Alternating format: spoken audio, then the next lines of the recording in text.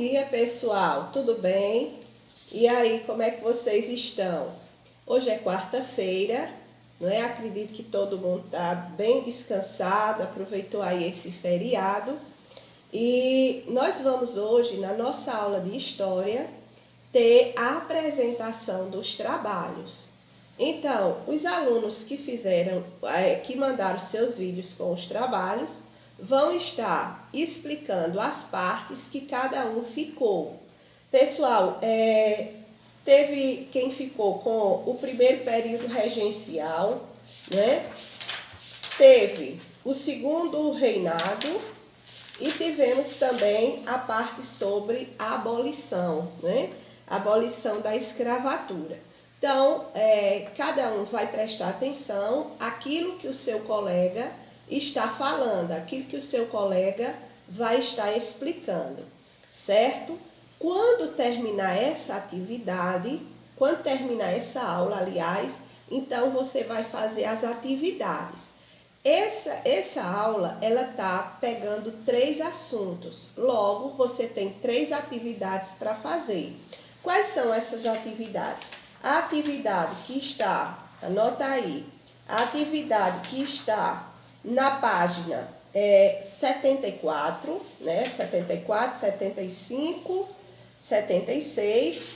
A atividade que está na página 78 e a atividade que está na página 80. Então, você vai estar fazendo essas atividades, certo? E depois que você fizer suas atividades, você posta lá. Então, vamos agora prestar atenção aqui o que cada colega vai estar falando, né? Gente, quem não mandou o seu vídeo também já não precisa mais mandar, né? Como eu falei, esse era um trabalho que era para ser feito em grupo, ou seja, era juntar os grupos. Se você me manda agora, já tendo passado essa aula, já não vai mais servir. Por quê? Porque não vou postar o seu vídeo. Então, encerrou. O prazo era até quando? Era até sábado, como foi dito na aula. Então, é isso, gente. Então, vamos aí prestar atenção, vamos aí depois estar fazendo a atividade e postando, tá bom? Então, se liga aí no que os colegas vão estar falando.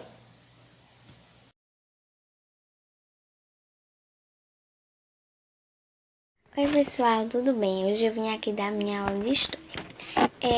Me pediu para que eu fizesse uma explicação sobre o período regencial. Bom, o período regencial foi quando Dom Pedro I precisaria ir até Portugal, liderar lá, e deixaria aqui o seu filho Dom Pedro II. Bom, o período regencial é chamado assim porque, como ele era muito novo, Dom Pedro II, e só tinha por volta de 5 anos, ele não poderia liderar o Brasil sozinho. Então vieram os regentes. Por isso é chamado de período regencial. Esse período durou de 1831 a 1840.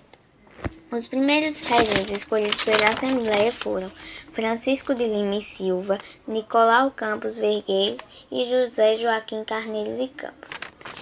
Esse foi o período da regência trina provisória.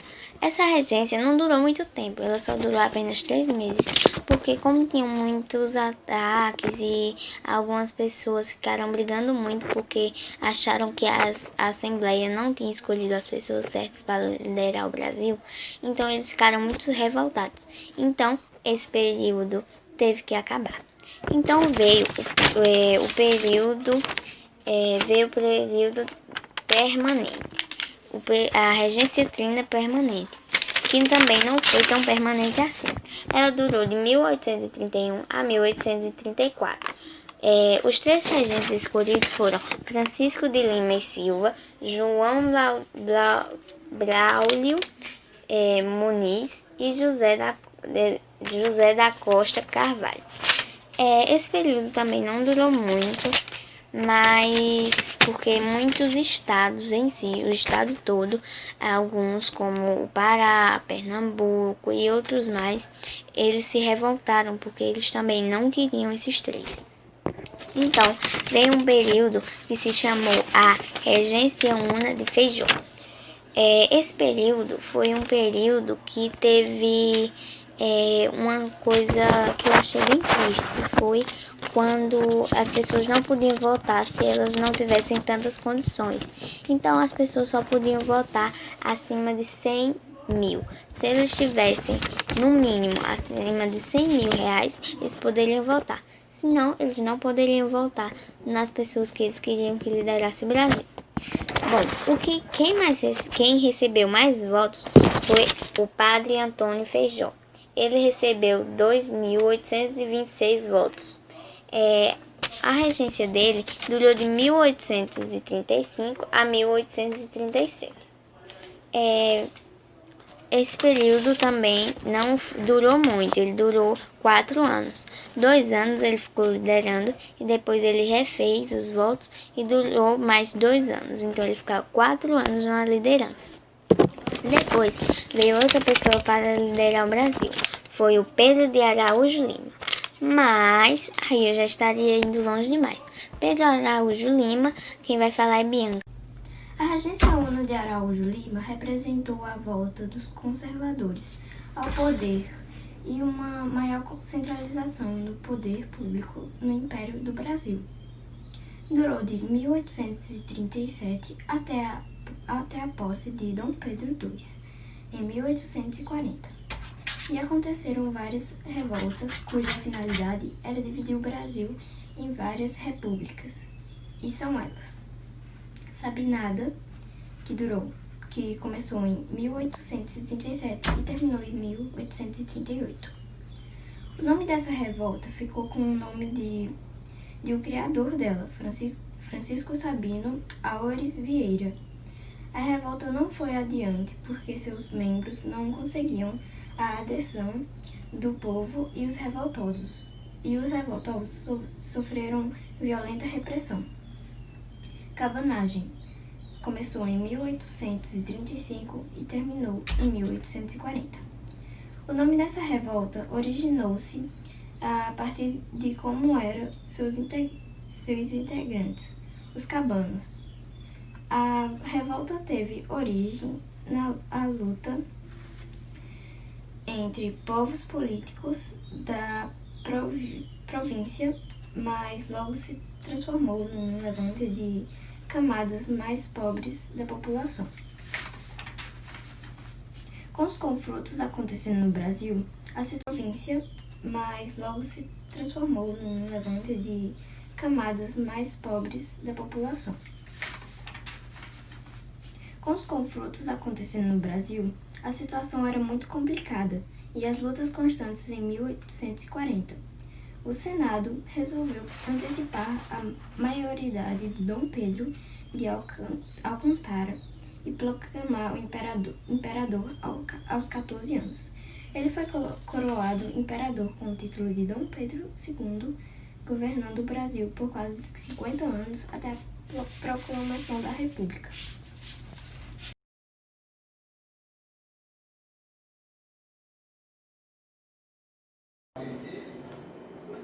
Oi, eu sou Bruno Souza Carvalho e vou falar sobre cabanagem, página 33, de História.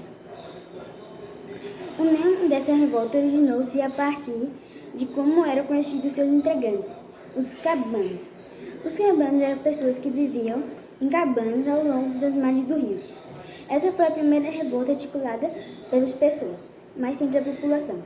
A revolta teve origem na luta entre grupos políticos da província, mas logo se transformou no levante das camadas mais pobres da população.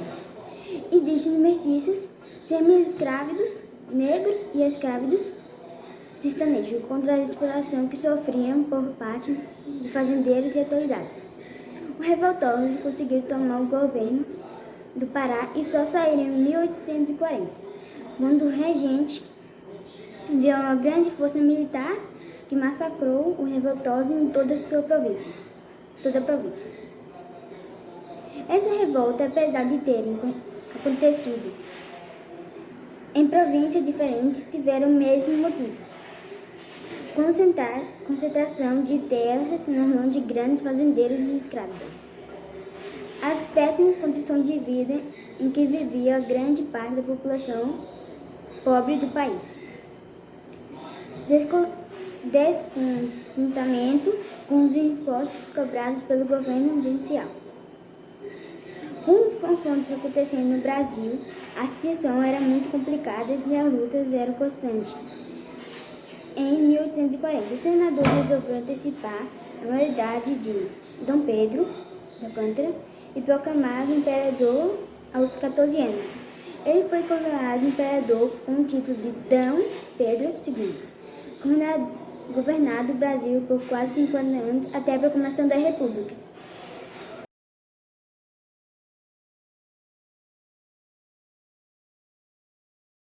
Balaiada, também conhecida como Guerra dos 20 Bis, foi a mais longa revolta que ocorreu no Maranhão, por volta dos anos de 1838 e 1841. Foi iniciada no dia 13 de dezembro de 1838, com assistência de artesãos, vaqueiros, lavradores e escravos contra os fazendeiros e as autoridades.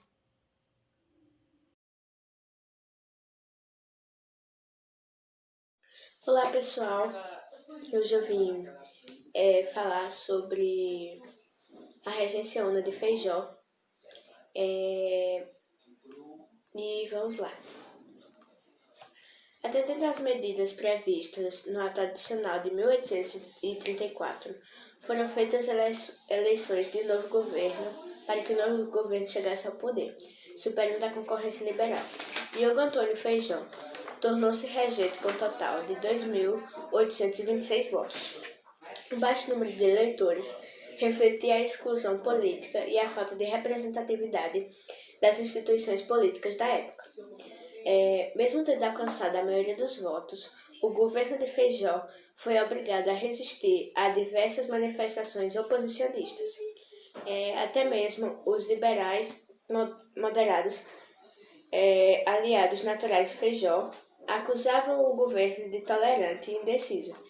Além disso, os problemas de saúde de Feijó colocavam em xeque a estabilidade governamental. Nesse mesmo período, o interesse em se desenvolver uma estrutura fundiária cafeeira intensificou a participação das elites nos quadros políticos. As tendências políticas daquela época agora se agrupavam entre progressistas, em tendência liberal, e os regressistas, partido de orientação conservadora formada pelos grandes donos de terra, comerciantes e funcionários públicos. Na regência, a dependência econômica promoveu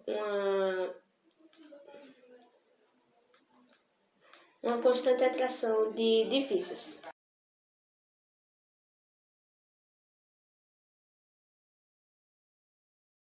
Olá, meu nome é Luane e eu estou aqui para apresentar meu trabalho de história para vocês sobre o Segundo Reinado. Então, bora lá. O Segundo Reinado é um período da história do Brasil inerente ao Império do Brasil que compreende 49 anos, iniciando-se com o fim do período regencial em 23 de julho de 1840, com a declaração de maioridade de Pedro Alcântara, e tendo o seu término de 15 de novembro de 1889, quando a monarquia constitucional parlamentarista vigente foi derrubada pela proclamação da República.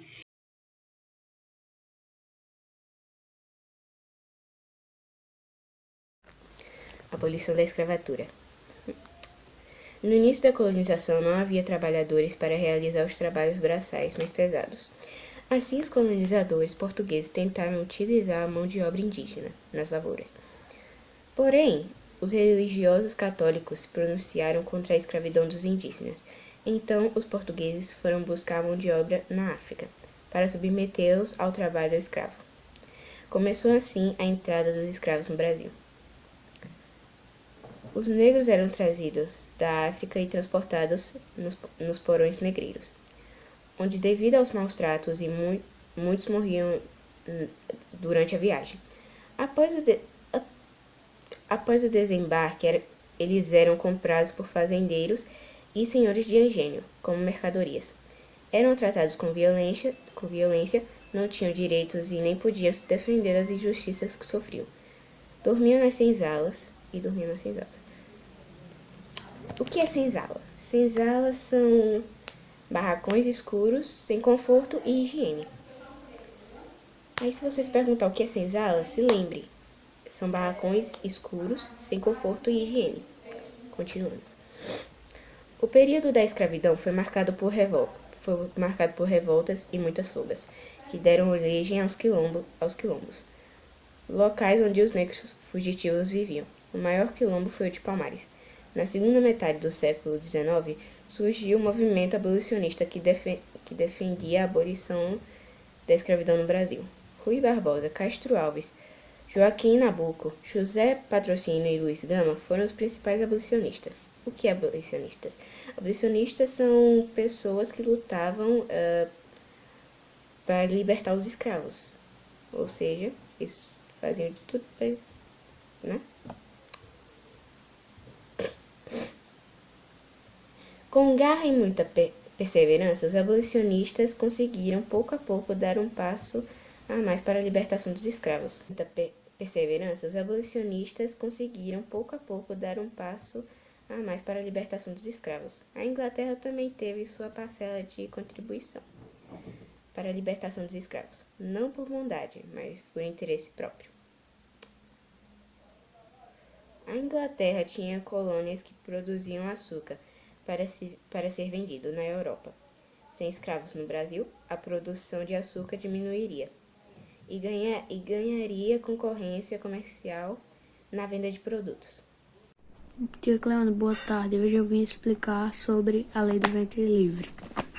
No começo, hoje, eu queria explicar o que essa lei é em si. É uma lei muito fácil de se entender, né?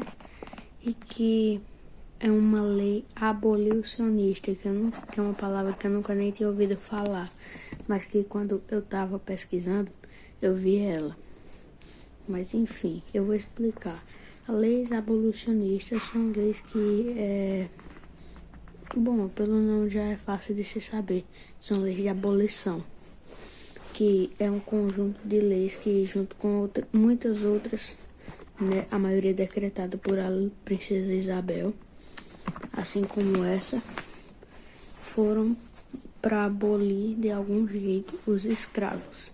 Mas essa daqui em si é para abolir os filhos de escravos que nasceram no ano de 1871, no dia 28 de setembro, que foi quando ela foi assinada. E essa lei, junto com muitas outras, são as leis abolicionistas, e essas outras são, um exemplo, a lei Eusébio de Queiroz, a lei dos sexagenários, a lei Áurea em si, que foi para abolir todos os escravos, né? Isso foram leis muito importantes, porque se elas não existissem, hoje em dia ainda seriam escravizadas, as pessoas ainda seriam escravizadas.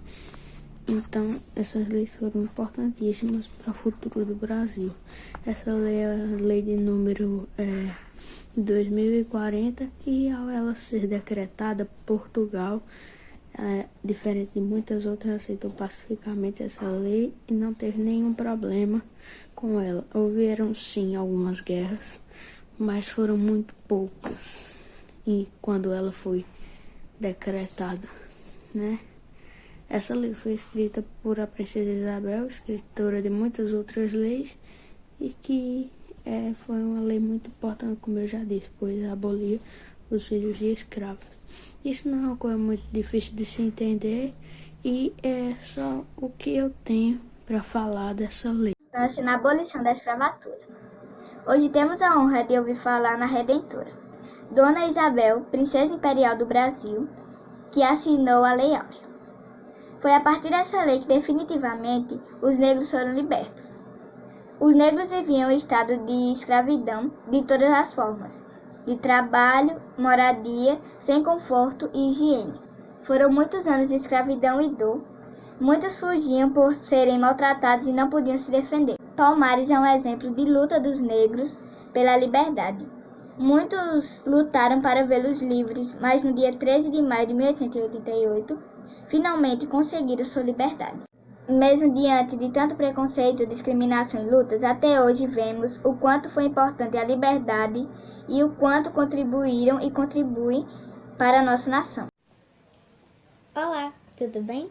Hoje estarei falando um pouco sobre a Princesa Isabel, mas também conhecida como Isabel do Brasil.